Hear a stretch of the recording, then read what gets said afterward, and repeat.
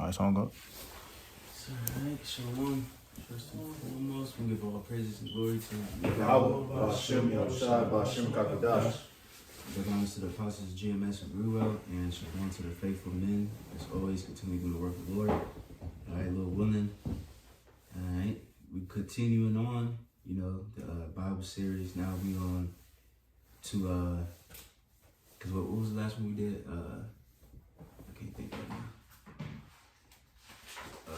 We went over the Babylonian captivity, how we got the Judah. Yeah, Judah. Yep, kind of the fall of Judah, and we got exiled, and then so now, Lord willing, we can touch on a little bit. We're gonna touch a little bit on the history of the fall of Babylon and the rise of Persia.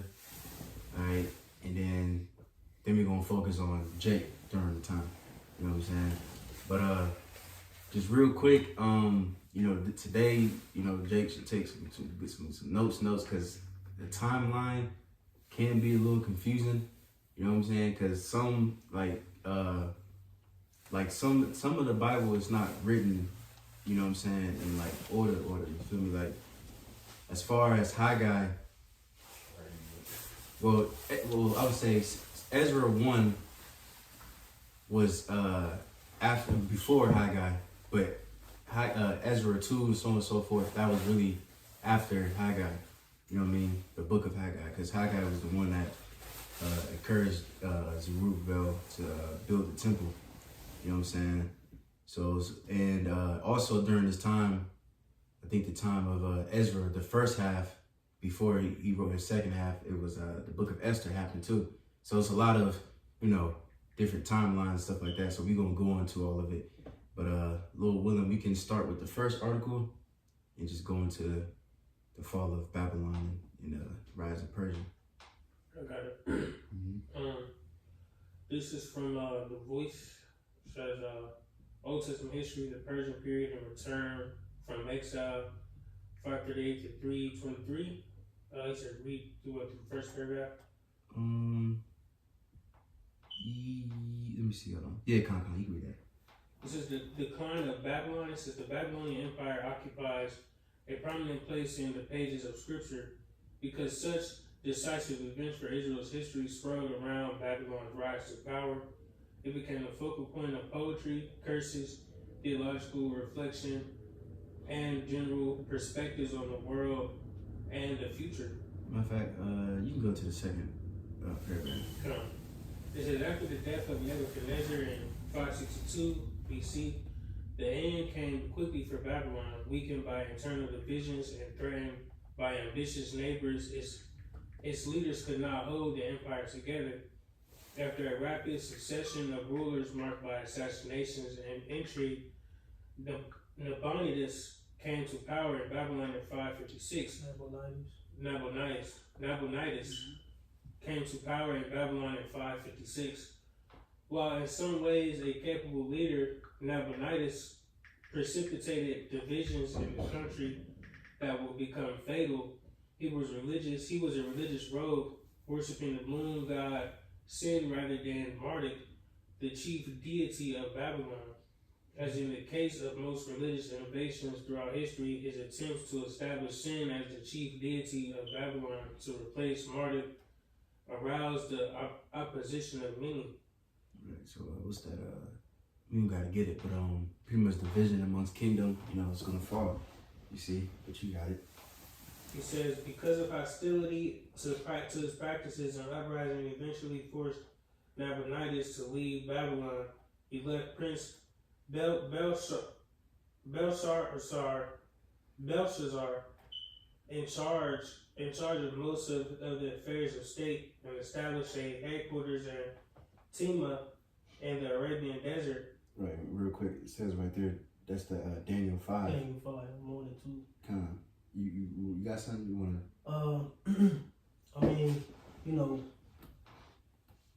we know with Daniel 5, the writing on the wall, etc.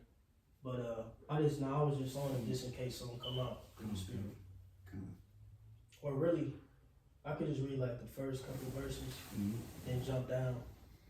Real quick, Daniel 5, at the top it says, Belshazzar the king made a great feast to 1,000 of his lords, and drank wine before the 1,000. Right, so at this time, of course, he was empowered.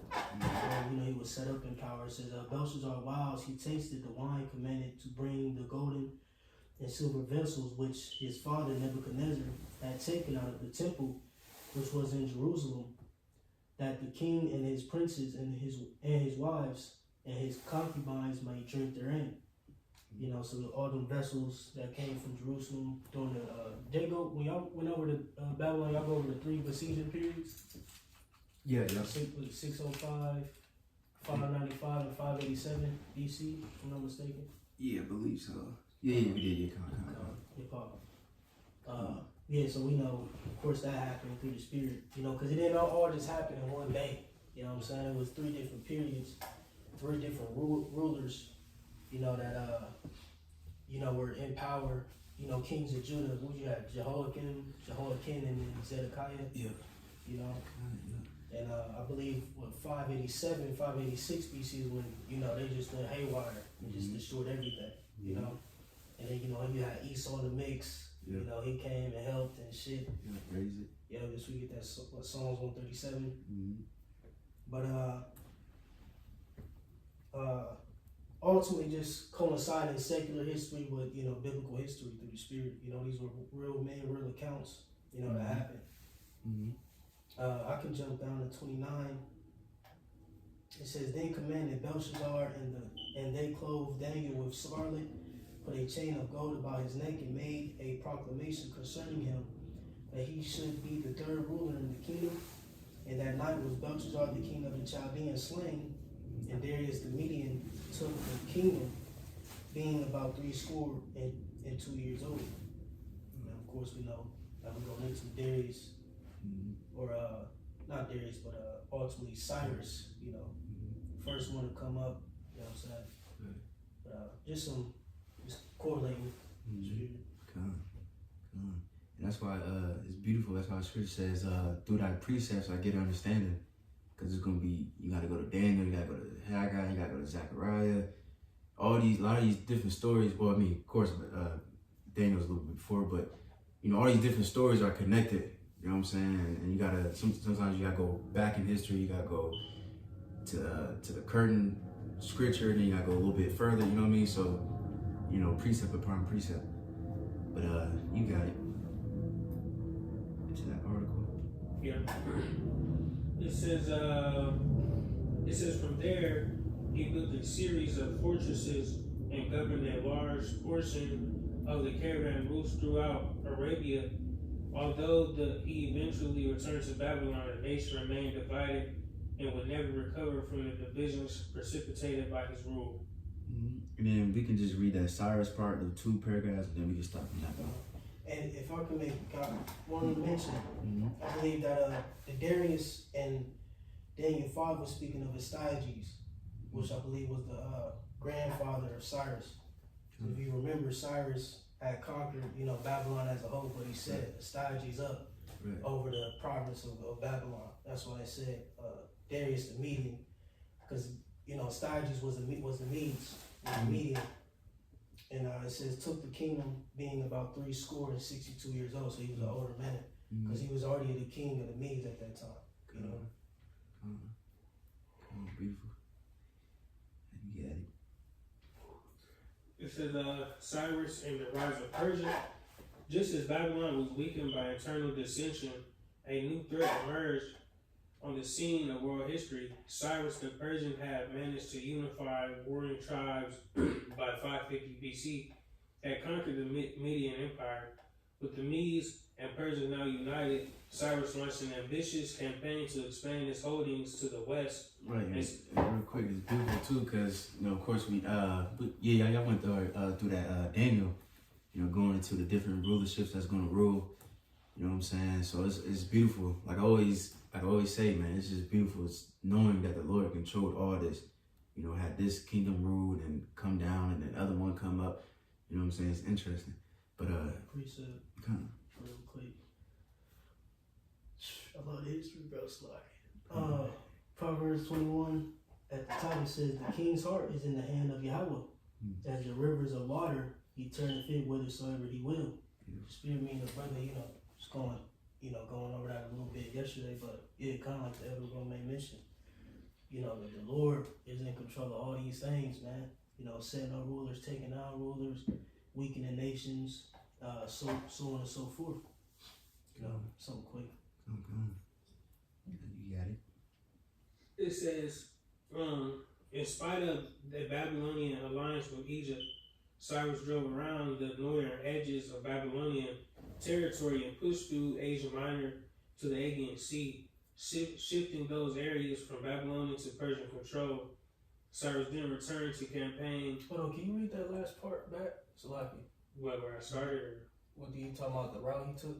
It says, in spite of a Babylonian alliance with Egypt, Cyrus drove around the northern edges of Babylonian territory and pushed through Asia Minor to the Aegean Sea, shifting those areas from Babylonian to Persian control. Cyrus then returned to campaign to the east and south, and within a few years left Babylon surrounded and helpless. The end of Babylon came in no great battle, almost without a murmur.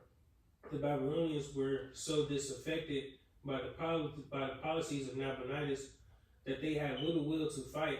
A Babylonian general, Gobryas, defected to the Persians and began insurgency against Babylon.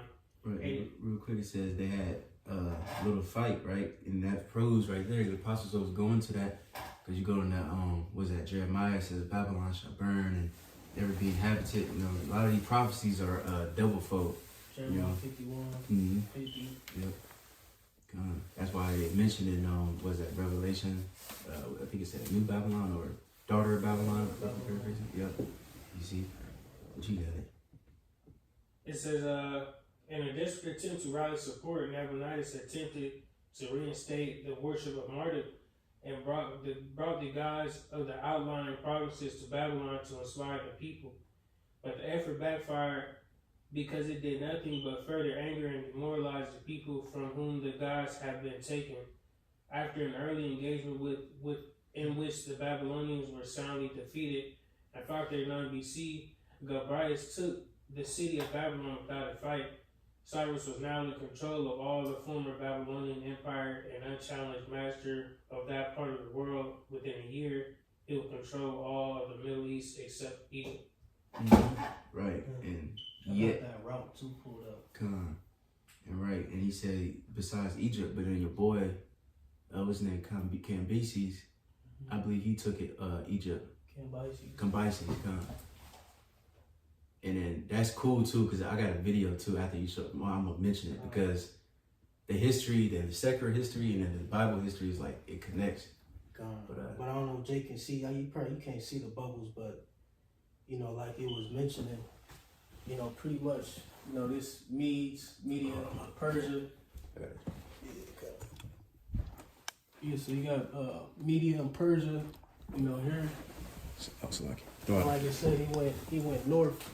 But this would be what, Asia Minor, right up in here. Like I said, he traveled north, came through, and then if you could see, the Aegean Sea is over here. And that's where John was sitting too. The island of Patmos is in this region too. So you get a glimpse of, the tactics he used, what I'm saying, to stay on the outskirts and then, ultimately overrun them. Sir, and real quick, let me get this video. This is called The Complete Story of Jerusalem, Second Temple from Cyrus to Darius, Throne. It's from the channel name is Throne and Testament. That video was fire. Like it goes into like a lot of history, like Bible and secular, and it was pretty cool because it says when the boy Cambyses, whatever you pronounce that? Cambyses. When he went down to Egypt and shit, that cleared the way for us, because I believe we started and then we stopped and then Jake was first. We gonna go into it. Hold on. Are you gonna pull up here?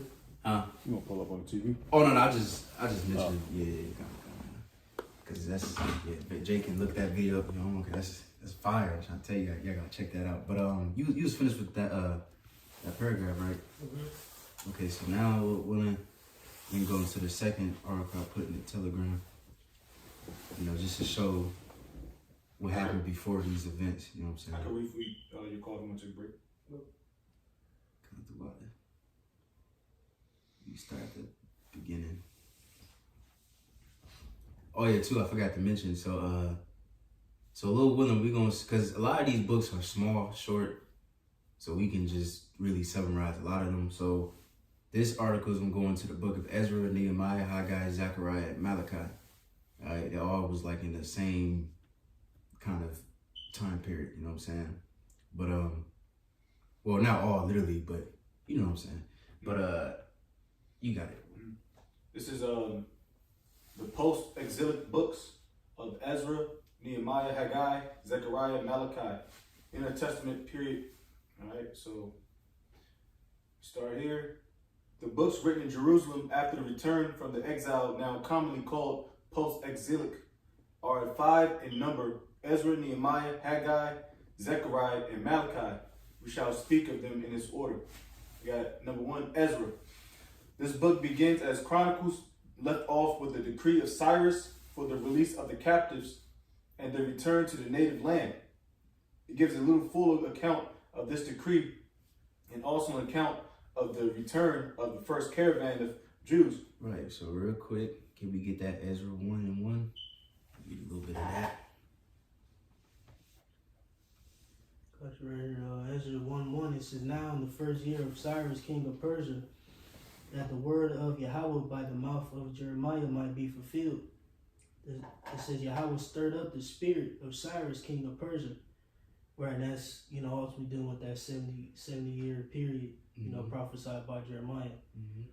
It says Yahweh stirred up the spirit of Cyrus, king of Persia, that he made a proclamation throughout all his kingdom and put it also in writing, saying, thus saith thus saith Cyrus, king of Persia, Yahweh God of heaven hath given me all the kingdoms of the earth, and he hath charged me to build him an house at Jerusalem, which is in Judah. Right, real quick, that video I mentioned, you know what I'm saying, it was showed like pretty much he was writing to all the different kingdoms that he conquered, that something similar to this too. You know what I mean? Just to show you that this is true, because he was very merciful to the kingdoms that he conquered. You know what I mean? He allowed certain, like obviously like us, to go back to our land and worship our God, so on and so forth, and actually helped us. You know, so the actual secular history checks out as well. You know what I mean? But you got it. Verses 3, it says, who is there among you of all his people? His God be with him, and let him go up to Jerusalem, which is in Judah, and build the house of Yahweh, God of Israel. He is the God which is in Jerusalem. And whosoever remaineth in any place where he sojourneth, let the men of his place help him with silver and with gold, and with goods and with beasts, beside the free will offering for the house of the Most High that is in Jerusalem. Then rose up the chief of the fathers of Judah and Benjamin, and the priests and the Levites, with all them whose spirit the Most High had raised, to go up to build the house of Yahweh which is in Jerusalem. And all they that were about them strengthened their hands with vessels of silver, with gold, with goods, and with beasts, and the precious things beside all that was willingly offered. Right, and can you go to 11, verse 11? Jump into 11, it says, all the vessels of gold and of silver were 5,400. All these did Sheshbazzar bring up with them of the captivity that were brought up from Babylon unto Jerusalem. Right, so real quick, that Sheshbazzar was Zerubbabel, you know what I'm saying, because it's going to go into it. But let me see. You can read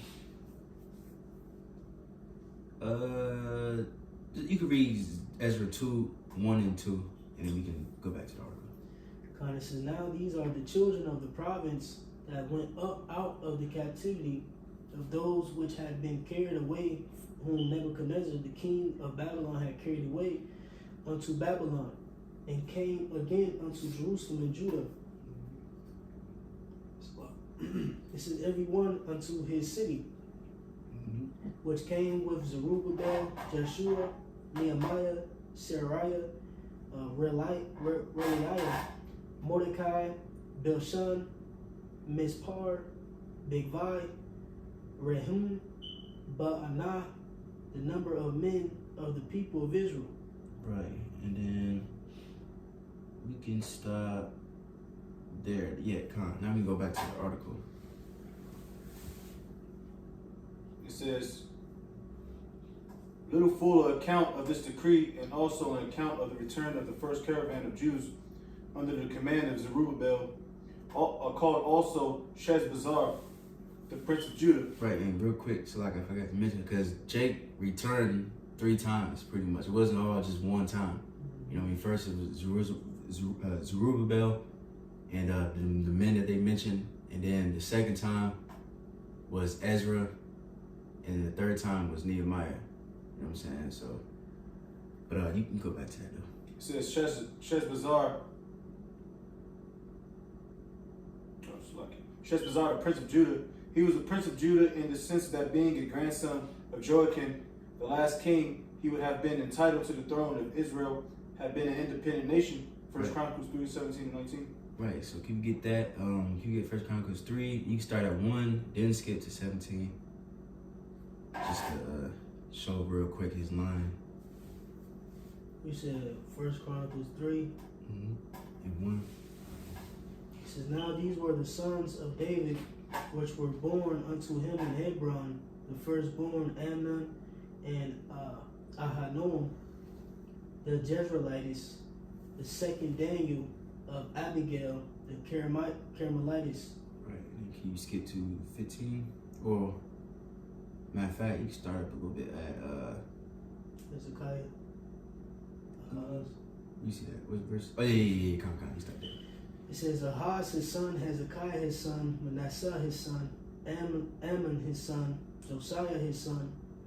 And the sons of Josiah were the firstborn Johanan, the second Jehoiakim, the third Zedekiah, the fourth Shalom. The sons of Jehoiakim, his son, Zedekiah his son, and the sons. And Zedekiah was the last king before, Babylon, did what they fucked this up and exiled us and all that. He was set up by Nebuchadnezzar. Yeah. Because they took Jehoiakim. Didn't they pluck his? Was that? They plucked his or his father's eye. I forget which one. Yeah, I forgot which one. Dig it. You talking about Zedekiah? No. Or was it Jehoiakim or Jehoiakim who got their eyes plucked out? let me see. I forget. Let me double check. I think it's in maybe in 1 Kings 24. But I'm gonna keep reading. It says and the sons of Jehoiakim, Esir, Salathiel, his son, Malcharim, also Pedaiah and Shenazar, Jechemiah, Hashemah, and Zedabiah. The sons of Pedaiah were Zerubbabel and Shemaiah. And the sons of Zerubbabel, Meshullam and Hananiah, and Shelomith, their sister. Right, so right there, that's Zerubbabel. He's the line of David. So if we didn't fall, he would have been king. You know what I'm saying? So you gotta keep that in mind too, because then you got the heathen, and then they gonna bring up situations. They was afraid Jake was gonna get back into power pretty much. You know what I'm saying? But Lord willing, we can go back to the thing. And our Lord comes from that line too. Yeah. In the flesh. Yeah. Joseph. You know what I'm saying? Yeah. You got it. The reader would be surprised to find from this account how small a number of the Jews saw fit to take advantage of the offer made to them by Cyrus. The rest had become satisfied to remain in foreign lands where they were doubtless prosperous in the main, rather than return to a depopulated country and and go through the hardship of rebuilding their cities and homes. This reflects the more credit on the zeal and the faith of those who did enter this hard undertaking. That reminds me of the prophets of the day. The joy with which they made the journey have been depicted in the most glowing and hyperbolical imagery. Read in this connection chapters, Roman letters, characters, chapters, what is that, 6? To, I don't fucking know. Yeah, chapters of the book of Isaiah, and see in what rapturous strains the writer dwells upon this theme, returning to it again and again amid other topics of which he writes. All went well with the people in their efforts to rebuild the temple during the rest of the reign of Cyrus, but in subsequent reigns, the Samaritans, as the mixed races were then called, that inhabited the territory of the northern tribes, obtained a royal decree for the suspension of the work. And it was not till the second year of the reign of Darius that the work was renewed. Then 2 prophets, Haggai and Zechariah, encouraged the people to renew the work, and they did so without waiting to hear from the king. Another effort. Right, so real quick, can we get that account and Ezra? It was at Slock. Oh, is it account? Can we get that Ezra 4 and 1? Let me see. Matter of fact, we might read 3 too. Yeah, let's read 3 first. Chapter 3 and 1. And then, Ezra 3:1, it says, and when the 7th month was come, and the children of Israel were in the cities, people gathered themselves together as one man to Jerusalem. Then stood up Jeshua, the son of Jozadak, and his brother and the priest, and Zerubbabel, the son of Shealtiel, and his brethren, and builded the altar of the Most High of Israel, or the God of Israel, to offer burnt offerings thereon, as it is written in the law of Moses, the man of the Most High.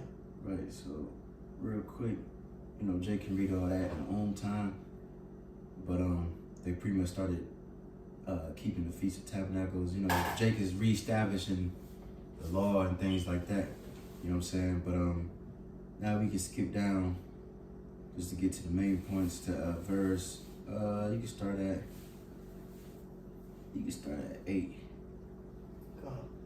This is Ezra 3 and 8? Yeah. This is Ezra 3:8.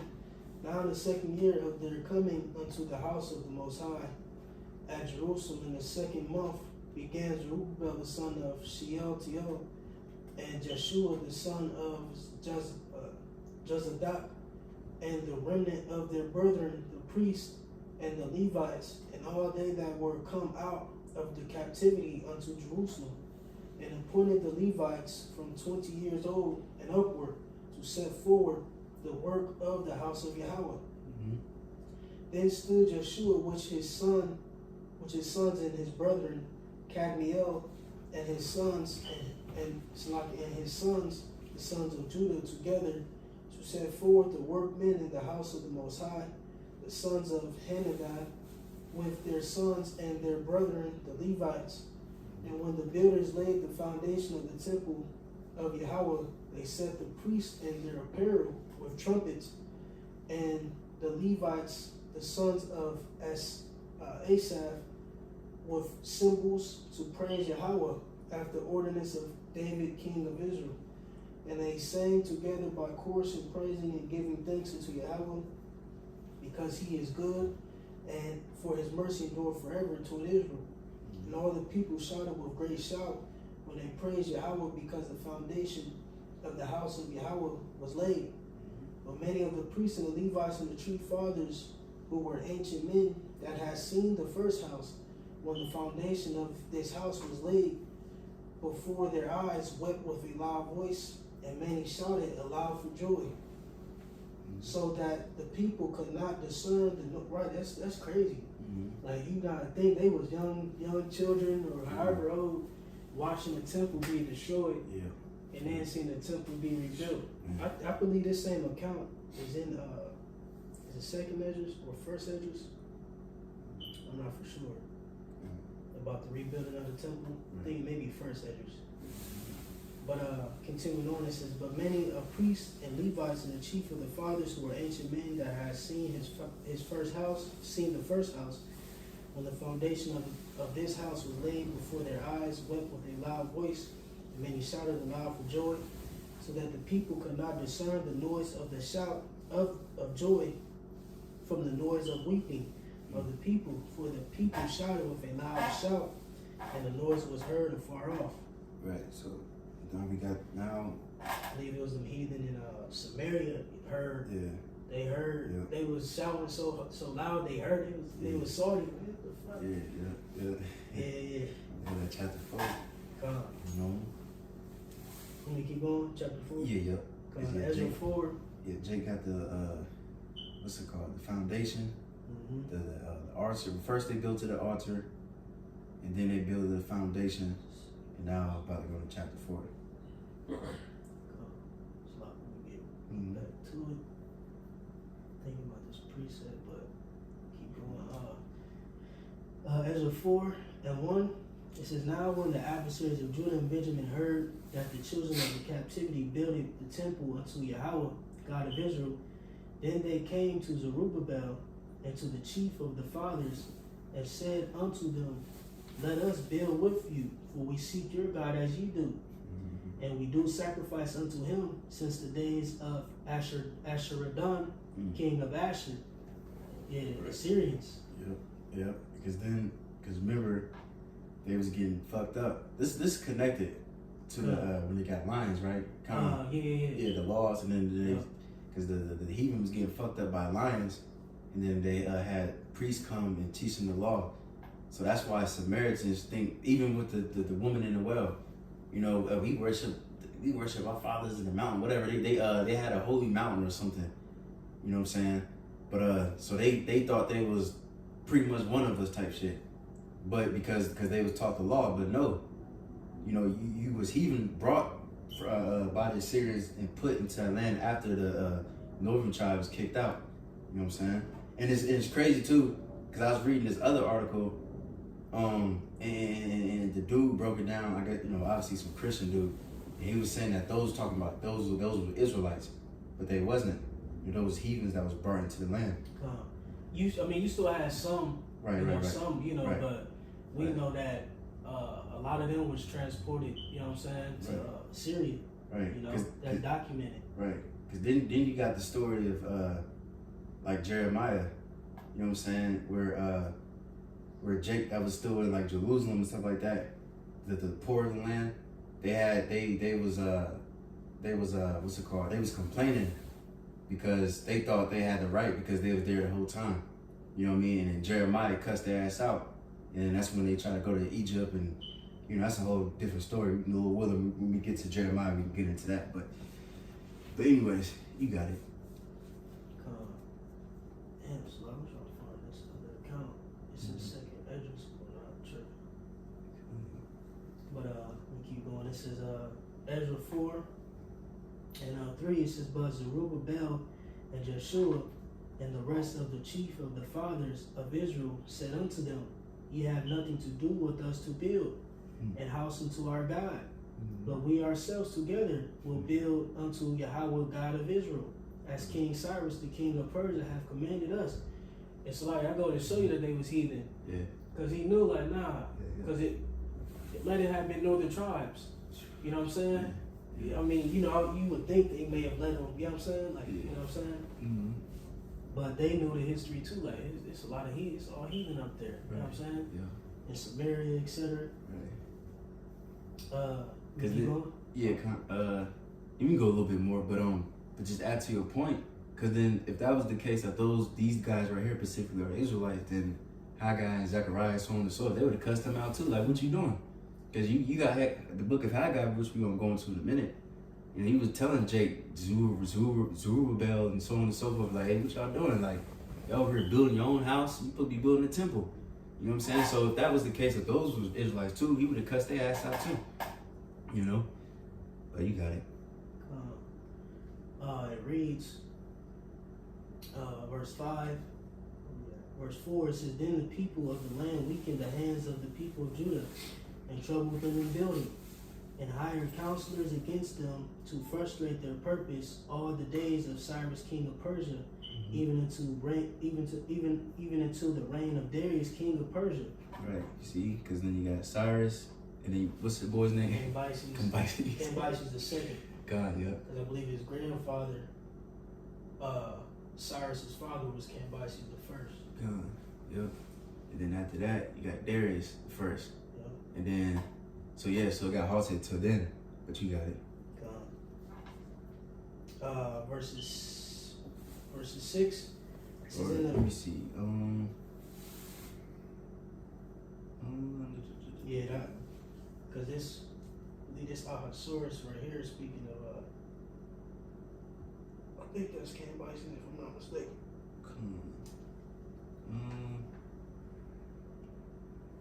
Let me see. See if we can see the one some more here. We could probably go back to the article. So like I just want to, I don't want to miss nothing.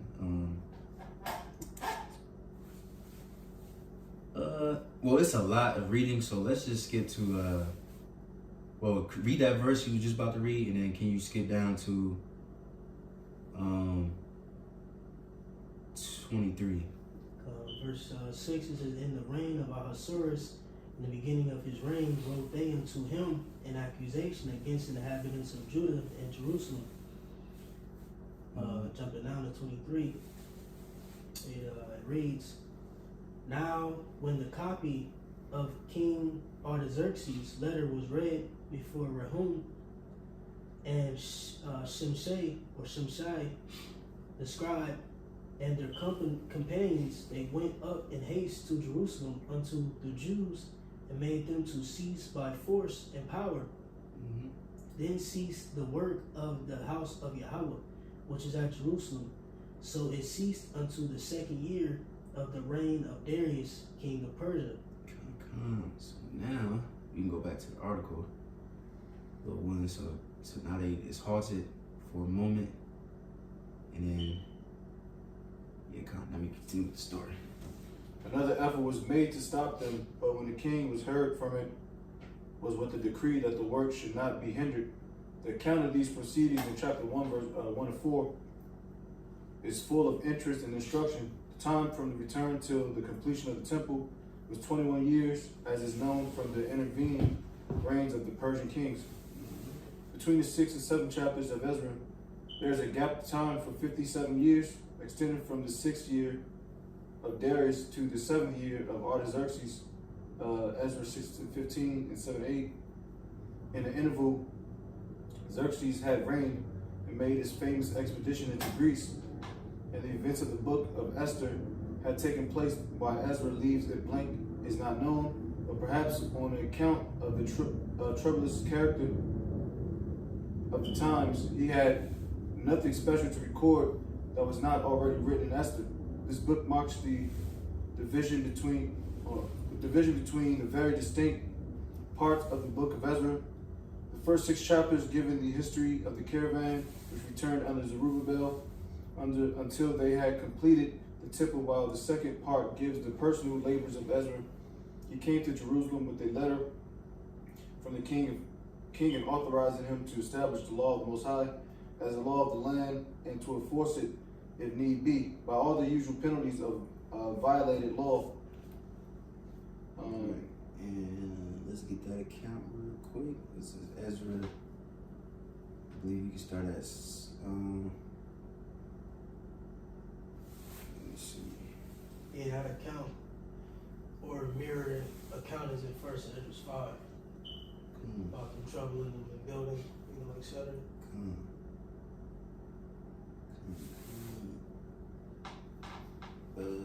Right, so like if I can read it real quick.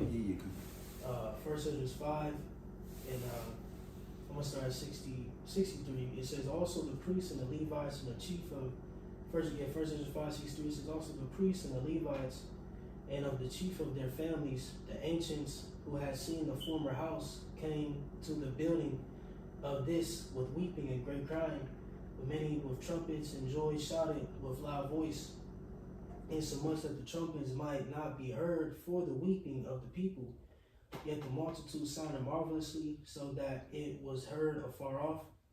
Wherefore, when the enemies of the tribe of Judah and Benjamin heard it, they came to know that the noise of trumpets should mean, and they perceived that they, it's like it says, and they perceived that they that were of the captivity did build the temple unto Yahweh God of Israel. You know, just furthering the point. You know what I'm saying? Mm-hmm. Like I said, in Ezra called them the adversaries. You know, here they called them, you know, the enemies. So they heard it, and they already knew what was happening. You know, they was rejoicing in something. So they, you know, being nosy and shit, want to be a part of that. And this goes to show you ultimately dealing with, you know, Genesis and all them niggas that the heathen ain't got no part of what we doing. Right. Us, you know, if you look at it in the spirit, we building what, the third temple. Mm-hmm. You know what I'm saying? Mm-hmm. You look at it in the spirit, you know, of course it's a spiritual third temple. They ain't about to be a part of this new building, bro. They ain't have they ain't have no dealings with us building. You know what I'm saying? Mm-hmm. You know, playing. That's why they say they'd rather stay in under rulership of Cyrus instead of going back to the land and build up the temple. Come on. So Lord willing, let's go to Ezra 5:1. Let's just read the first verse, then after that go to Ezra 6.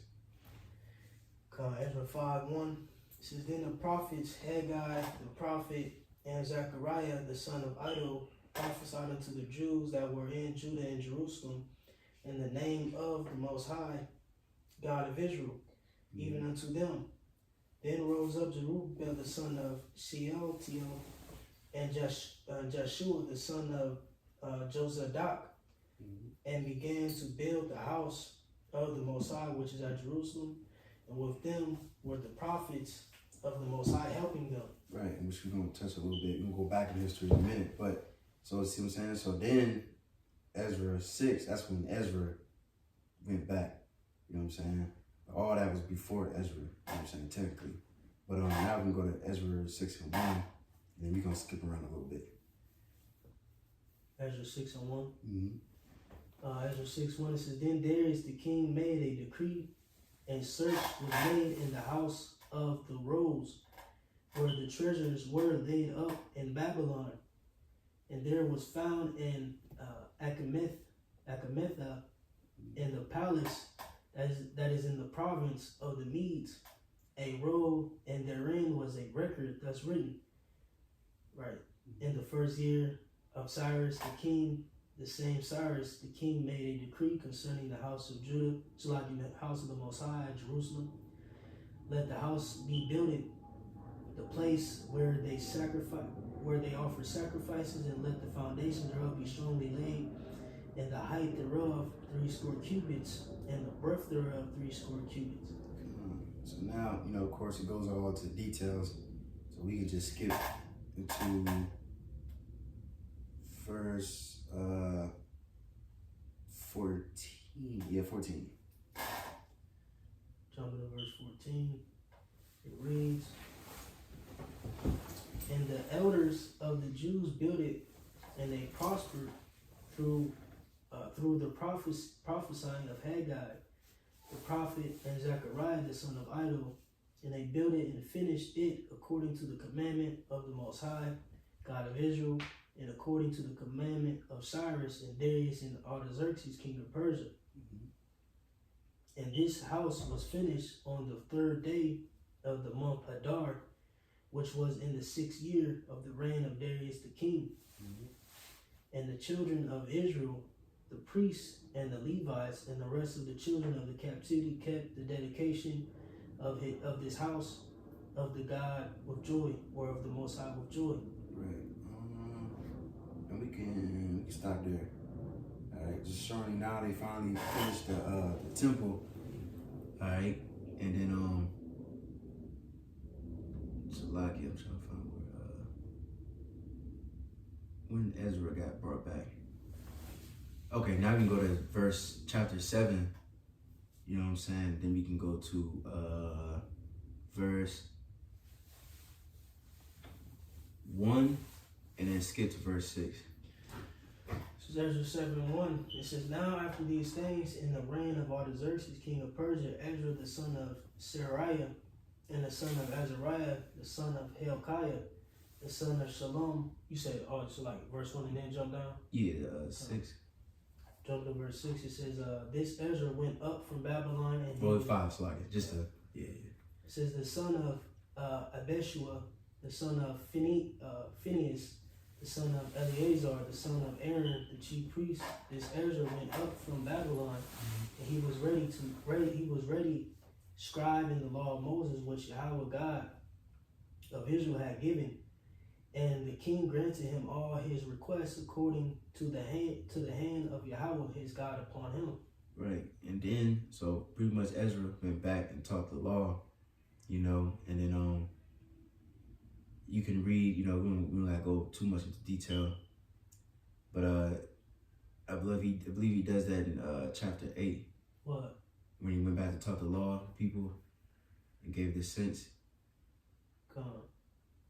You know what I'm saying?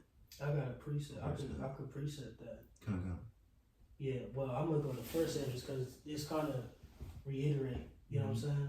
With a little bit, some different details. Minor tweaks, but first Ezra 8 at the top. It says, and after these things, when Artaxerxes, the king of the Persians, reigned, came Ezra, the son of Seraiah, the son of Azarias, the son of Hilkiah, the son of Salom, which we know is written in the Greek. Then it goes through his lineage. Jump into verse 3. It says, this Ezra went up from Babylon as a scribe, being very ready in the law of Moses that was given by the God of Israel. And the king did honor him, did him honor, for he found grace in his sight and all his requests. It says, there went up with him also certain of the children of Israel, of the priests, of the Levites, of the holy singers, porters, and ministers in the temple unto Jerusalem. And jumping down, where I'm going to get 7. It says, for Ezra had very great skill, so that he omitted nothing of the law and the commandments of the Lord, but taught all Israel the ordinance and judgments. Come on, beautiful. Come on. See, so now we're willing. We can go back to the article. So hold on. Yeah, you can go back to the article. This was a matter of supreme importance to the Jews, for hitherto they had been governed in civil matters only by the laws of Persia. Ezra, being a priest and a scribe, had by a hard study specially qualified himself for the important task, and he proved himself eminently worthy of the confidence which the king reposed in him. He preserves a list of those who reformed under his entreaties. Oh, my fault, Salaki. When he gave the breakdown of the law and all that, that was in Nehemiah 8. That's why I couldn't find it. My fault. But if you go more in detail, he gave the breakdown, teaching people the law and all that good stuff. But you got it. It says, eminently worthy of the confidence which the king reposed in him. He preserves a list of those who reformed under his entreaty, so that the sons and daughters after them might know that their fathers were among the true-hearted who turned back to the Lord when rebuked for their sins. Number 2, Nehemiah. In ancient Hebrew manuscripts, the books of Ezra, Nehemiah were written as if they were one, but the title, the words Nehemiah, the son of Hakaliah, clearly indicate the beginning of another book and justify the separation which was made in the Greek translation at an early period. While the temple was rebuilt by Zerubbabel, it was the work of Nehemiah to rebuild the city walls. He went from Babylon for his purpose 13 years after Ezra went there to establish the law, that which moved him to the undertaking is set forth in this chapter. In the first chapter, the distress there depicted, which overwhelmed him on hearing that the city, the place of his father's sepulchres, was lying waste and his gates burned with fire, is accounting for if he had previously thought that since the return of so many captives, the walls had been rebuilt, though it is supposed by some scholars that they had been rebuilt and had been again thrown down within the 13 years just mentioned. It will be seen by reading these six chapters that Nehemiah was equally zealous and self-sacrificing with Ezra, but quite different in his way. While the latter was a priest by descent and a scribe by profession, Nehemiah held a civil office, being cupbearer to the king, and he had no scruple, therefore, about asking the king for military escort. When he obtained permission to go to Jerusalem in Nehemiah 2:9, he acted as the governor of the land for 12 years, yet he received no salary. He made no purchase of lands, though doubtless there was a tempting opportunity for speculation in them. He made his own servants work on the wall, and he fed at his table a daily average of 150 men, Jews and visitors from other lands, verse 14 and 17. His expenditure must have amounted to a very considerable fortune. And real quick, let's just get it count real quick. I ain't gonna read too much of it. I already summarized it, but you can just get Nehemiah 1:1. Just read just a little bit of that. I got this little timeline joint up here too. You want to check it out? Give Jake a little glimpse of, timeline, etc. So first, like I said, first captivity, Daniel, 606, 606, 605. Then you had 597. The second captivity or the second besieging, 586. The temple completely destroyed. My fault. I also say Ezekiel too. Because Ezekiel was in Babylon. What's that land? That's not with a C. I forget. He was on the plains or something. Then you see 539. I believe that's when Cyrus, Babylon falls. Cyrus comes up in power. 536, the first return, dealing with Zerubbabel, just went over. 538. Okay, temple foundations laid. Haggai, Zechariah, so on and so forth. And 520, temple restored. All right, and it was finished. And roughly 516, 515. Was it Darius II at that time, if I'm not mistaken? And then it goes into Ezra, coming back on Artaxerxes. And now we in Nehemiah, you start rebuilding the walls, correct? Yeah. Then they say, then it's the fuck shit they do. They say 400 years of silence. Yeah. That's bullshit. Yeah. That's, you know what I'm saying? Oh, yeah. That's when Jake went to the Greek captivity. Yeah, the Grecian captivity. Yeah. That's, that links up with the Apocrypha. Exactly. Yeah. Maccabees, etc. Yeah. First and second Mac. Yeah. But I just wanted to show that. Yes, sir. Nehemiah. Nehemiah 1:1, right? Mm-hmm. Said the word of Nehemiah, the son of Hakaliah, and it came to pass in the month of Chislev in the 20th year, as I was in Shushan the palace, that Hanani, one of my brethren, came, he and certain men of Judah. Then I asked him concerning the Jews that had escaped, which were left of the captivity, and concerning Jerusalem. Right. And real quick, it's a long read. I ain't trying to spend too much time on that, but it already summarized in the article. He mourned, and he pretty much sought to go back to build the walls, which we can read real quick in Nehemiah 2, and you can start at 8 or 7. Nehemiah 2 verse 7, he said, Moreover, I said unto the king, if it please the king, let letters be given me to the governors beyond the river, that they may convey me over till I come into Judah. And a letter unto Asaph, the keeper of the king's forest, that he may give me timber to make beams for the gates of the palace which appertain to the house, and for the wall of the city, and for the house that I shall enter into. And the king granted me according to the good hand of my power upon me. Right, and then we can stop there just to show, his importance. And then he went back to the land, built it up, and we'll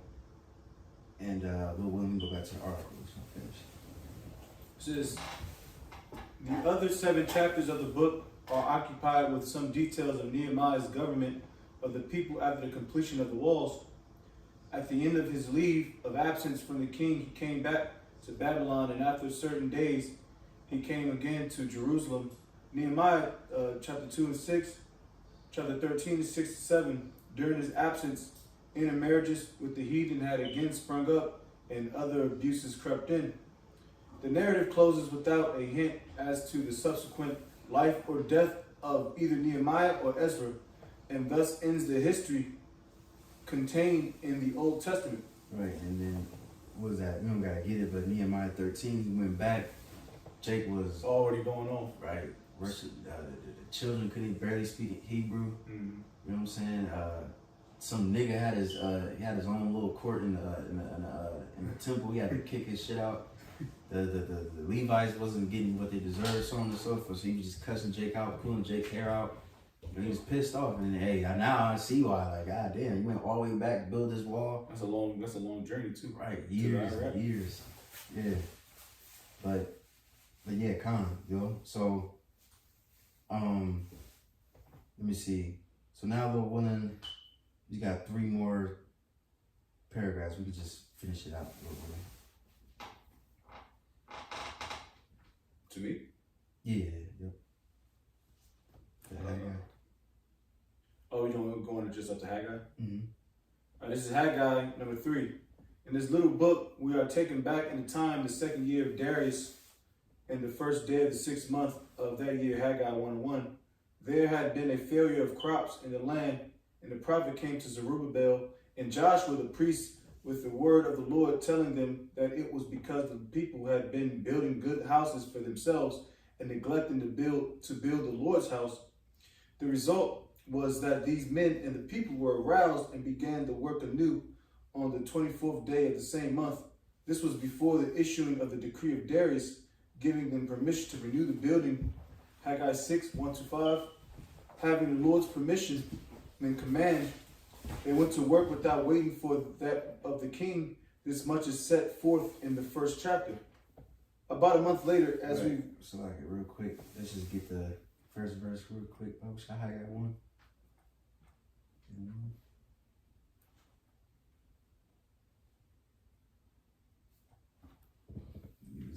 Haggai 1:1, it says, in the 2nd year of Darius the king, in the 6th month, in the 1st day of the month, came the word of Yahweh by Haggai the prophet unto Zerubbabel the son of Shealtiel, governor of Judah, and to Joshua the son of Jehozadak the high priest, saying, that's it? Yeah, you keep going. It says, thus speaketh Yahweh of hosts, saying, this people say the time is not come, the time that Yahweh's house should be built.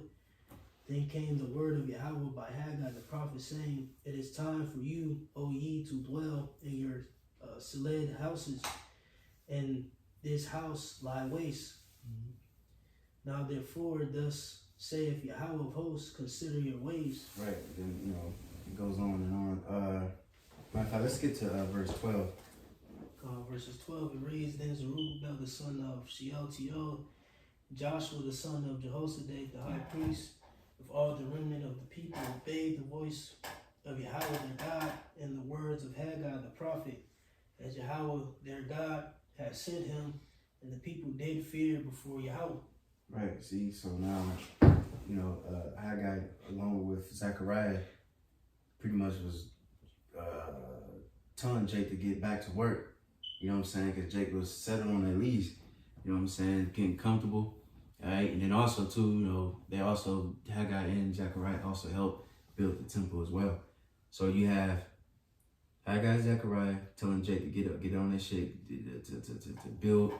And Zerubbabel and the priest, Joshua or Josiah, how you pronounce it. You know what I'm saying? Them two mainly leading, build the foundation and built the temple. Then they got everything, got the priest set up, all that. Then you got Ezra coming back to the land, giving the law breakdown. You know what I'm saying? And then after Ezra, not too long after him, then you got Nehemiah coming to build the walls. And then they left, came back, or Nehemiah left and came back, and then see Jake was bullshitting. And then that's when you got Malachi too, because Malachi was after all of them, and he was cussing Jake out too, you know, the priests and things like that. Even though we finally rebuilt the temple, Jake was still going off. You know what I'm saying? But that's why I got destroyed again in 70 AD. But we can go back to the article. About a month later, as we read in the second chapter, the word of the Lord came again to the prophet, promising that although this house that they were building seemed to the old people as nothing when compared with King Solomon's, it should at a future day be filled with glory, and the latter glory it should be greater than the former. And in this place I will give peace, said Yahweh of hosts.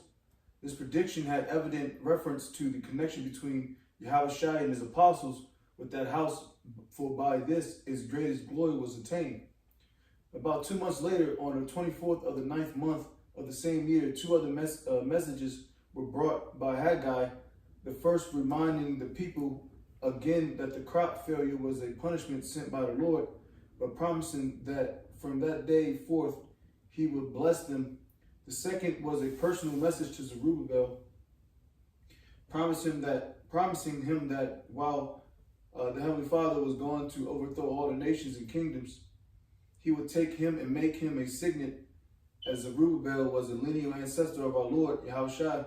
This seemed to be an allusion to the high honor conferred on him and making him such. From this we see that the 5 brief messages which were sent by the Most High through this prophet were all delivered within the space of 3 months, and were all intended to encourage the people in the arduous labor of rebuilding the temple. Where you at? So I'm on Zechariah right now. I finished the whole Nehemiah. Okay, come on, you got it. Number 4, Zechariah. While Haggai began his prophesying in the 6th month of the 2nd year of Darius and closed it in the 9th month, Zechariah began in the 8th month of the same year. His first message was a very brief one, exhorting the people not be as the fathers have been, to whom the former prophets had spoken, but to take warning from the fate that befell them. Here is found that well-known and beautiful passage, your fathers were, where are they? The prophets, do they live forever? Zechariah 1:1-6. Right, let's just read Zechariah 1. Just read a couple verses just to, get the little count. Zechariah 1. This is in the 8th month, in the 2nd year of Darius, came the word of Yahweh unto Zechariah, the son of Berechiah, the son of Iddo, the prophet, saying, Yahweh hath been sore displeased with your fathers. Therefore say thou unto them, thus saith Yahweh of hosts, turn ye unto me, saith Yahweh of hosts, and I will turn unto you, saith Yahweh of hosts. Right, so once again, just to show that count, Jake was there, putting Jake in a place. Let me see if I need any more in here. Yeah, we can stop there and go back to the article.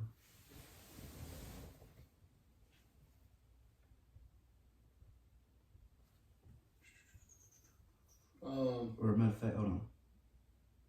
Can you go to, let me see. Yeah, can you go to 15 real quick?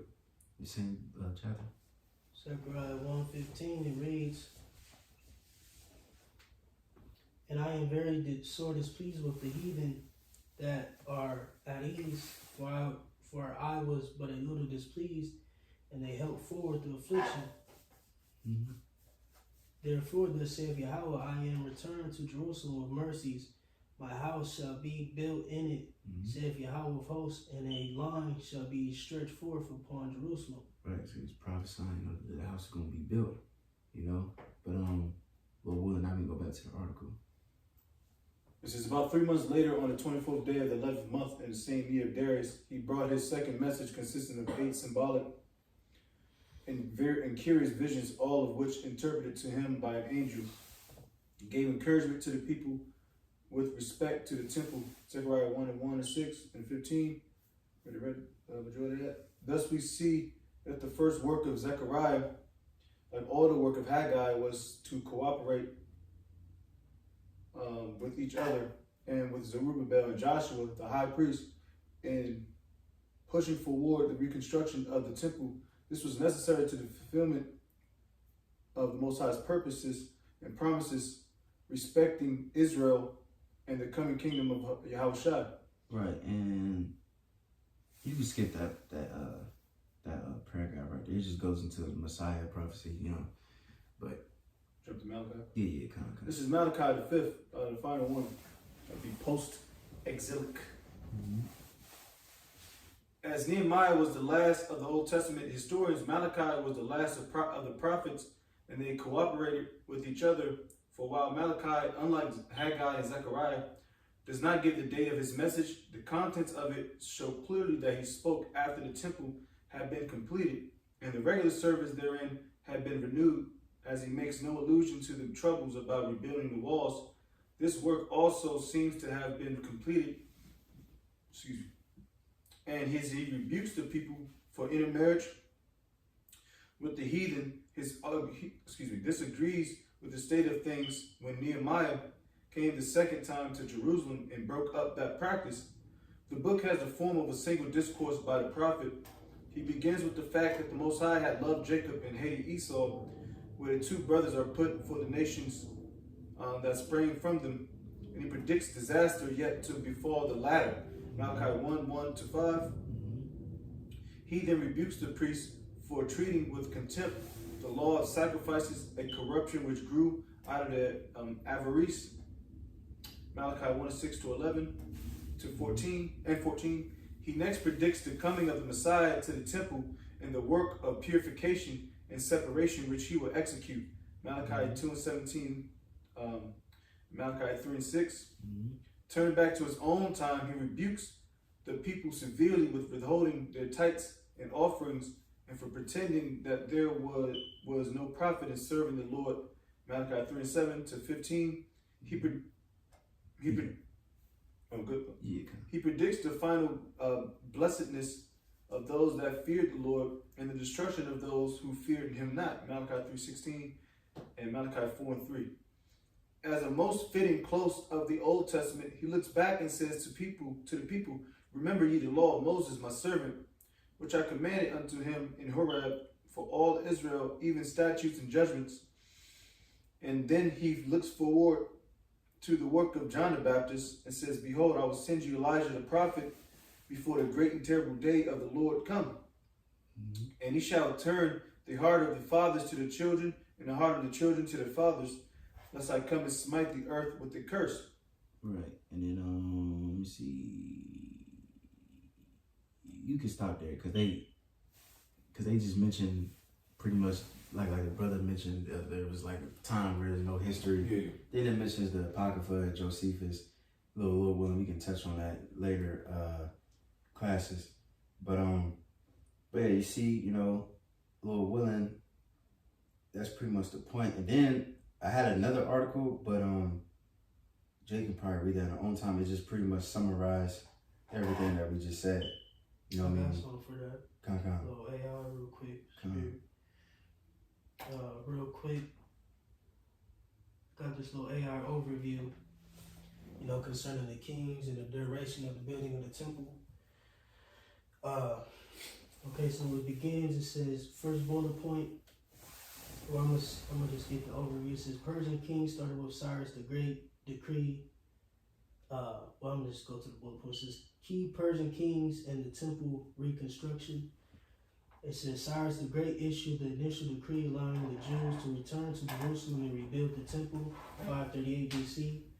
Cambyses II, also known as Ahasuerus, which we second or Ezra the 4th chapter, that Ahasuerus, they sent the letters up, that was to him. That's when the temple building got halted. It says, known in some contexts as Ahasuerus, his reign saw, according to Ezra 4, the initial attempts to interrupt the rebuilding efforts.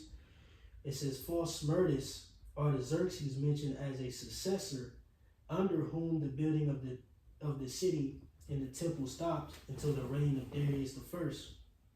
And I believe when you go further down and read about the Artaxerxes, speaking of Smyrna, I believe Smyrna was his brother, if I'm not mistaken. It says, Darius the First, the Great, confirmed the decree of Cyrus allowing the completion of the temple, was at Ezra 6, which was finished during his reign, 515 BC.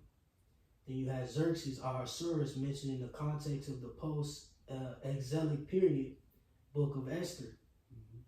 And then it goes, Artaxerxes the First, it says, provided significant support of the rebuilding of Jerusalem, including the walls, and is known in the commission of Ezra and Nehemiah. Yes, sir. Then you go down the line, so on and so forth. Good. So yeah, Lord willing, you know, hopefully that was edifying, you know. Lord willing, since we already touched a few books, was it Ezra, Nehemiah, Haggai, Zechariah, and Malachi? We're not gonna touch on those again moving forward. I might go back into Zechariah and Malachi, cause I mean there's some still like some good things in there that also, you know, like Malachi prophesied, you know, you have a shot, so on and so forth. So that's what I might do, Lord willing, just moving forward, like certain books that we already mentioned, like Daniel, I know we already did that, stuff like that. I might just quickly just summarize it and then just move on to the next book. But we'll see how that goes. But Lord willing, up next is Esther, and then I'm gonna add that together with the additions of Esther, obviously with the Apocrypha, and then Lord willing, we move on from there. But Lord willing, hopefully that was edifying. We can give all praises and glory to Yahweh, Ba'ashem, Yahushai, Ba'ashem, Kakadash. Advance the process of GMS will grew well. Shalom to the faithful men, continue to do the work of the Lord. So we're gonna say shalom. Shalom. Mm.